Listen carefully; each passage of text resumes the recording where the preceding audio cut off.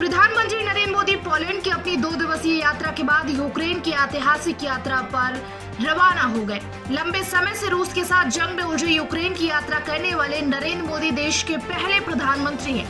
PM Modi की Ukraine की धरती पर कदम रखने से पहले अमेरिका ने युद्धग्रस्त यूक्रेन के लिए बड़ा ऐलान करते हुए 125 मिलियन यूएस डॉलर रुपए की सैन्य मदद देने का ऐलान कर दिया। अमेरिकी अधिकारियों ने कल गुरुवार को कहा कि बाइडेन प्रशासन यूक्रेन को करीब 125 मिलियन डॉलर की नई सैन्य सहायता भेजेगा। वाशिंगटन कीव द्वारा रूस में घुसपैठ और जंग के 2 साल से अधिक समय बाद व्यापक युद्ध क्षेत्र लक्ष्यों को आगे बढ़ाने के तरीके को बेहतर ढंग से समझने के लिए काम कर रहा है। अमेरिकी अधिकारियों ने कहा कि सहायता के लेटेस्ट पैकेज में एयर डिफेंस मिसाइलें, high mobility artillery, rocket system, javelin और अन्य एंटी आर्मर मिसाइलों, काउंटर ड्रोन और काउंटर इलेक्ट्रॉनिक युद्ध प्रणाली और उपकरण, 155 मिलीमीटर तथा 105 मिलीमीटर आर्टिलरी गोला बारूद वाहन और अन्य उपकरण शामिल है।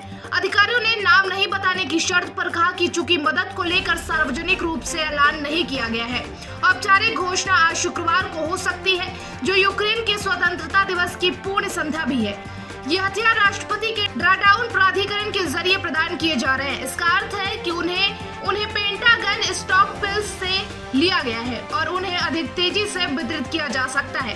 अन्य सैन्य मदद ऐसे समय में आई जब यूक्रेनी सेना रूस में अपने आश्चर्यजनक हमले को व्यापक बना रही है, जहां अधिकारियों का कहना है उन्होंने कुर्स्क के पास करीब 100 वर्ग किलोमीटर 62 वर्ग मीटर क्षेत्र पर कब्जा कर लिया। इस बीच रूसी सैनिक पूर्व में यूक्रेनी शहर प्रोकोवस्क के आसपास एक अहम रसद केंद्र में बढ़त हासिल कर रहे हैं।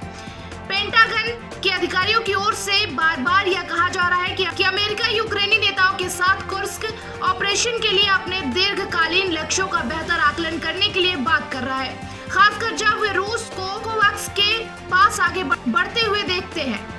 यदि प्रोकोवस्क पर स्थिति कमजोर पड़ती है तो यह बदलाव यूक्रेन की सुरक्षा को खतरे में डाल देगी। रूस डोनेट्स्क क्षेत्र पर कब्जा करने अपने घोषित लक्ष्य के करीब पहुंच गया। रूसी सैनिक अब यहां पहुंचने से महज 10 किलोमीटर दूर है। कुर्स्क ऑपरेशन के बारे में पूछे जाने पर पेंटागन की प्रवक्ता सबरीना सिंह ने कहा कि हम अभी भी यूक्रेन के साथ इस पर काम कर रहे हैं कि यह युद्ध के मैदान पर उनके रणनीतिक उद्देश्यों में कैसे फिट बैठता है। उन्होंने कहा कि अमेरिका समझता है यूक्रेन बॉर्डर पर एक बफर जोन बनाना चाहता है, लेकिन प्रशासन के पास अभी भी इस बारे में और सवाल है कि यह यूक्रेन के व्यापक युद्ध प्रयासों को कैसे आगे बढ़ाएगा। यूक्रेनी राष्ट्रपति वोलोदिमीर जेलेंस्की ने गुरुवार को बॉर्डर एरिया का अपना पहला दौरा किया, जहां उनकी सेना ने 6 अगस्त को आक्रमण शुरू किया था।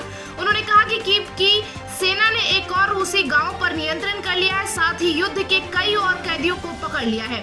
फरवरी 2022 में रूस की ओर से हमला किए जाने के बाद अमेरिका की ओर से यूक्रेन को लगातार मदद की जा रही है। अब तक यह मदद 55.7 बिलियन डॉलर से अधिक हो गई है। Bureau report TV7 Bharat.